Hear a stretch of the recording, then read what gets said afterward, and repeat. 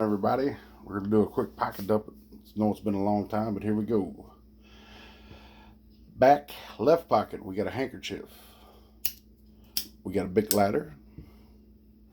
In my fifth pocket, the good old infidel. My back right pocket, the king, Weatherman Surge. Clipped appendix, we have the Essie Azula. Front right pocket, we have my wallet. It's got the Knipex in there, we got a Tinker, we got the Chunk. And on my left pocket, clipped on the inside, we have my Phoenix flashlight.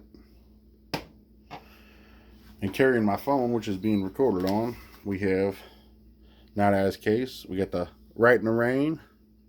We got the Right in the Rain 1.2 millimeter, and we got the Smooth Pro titanium pen. None of that big idiot design shit here. Y'all have a good day. What's in your pockets?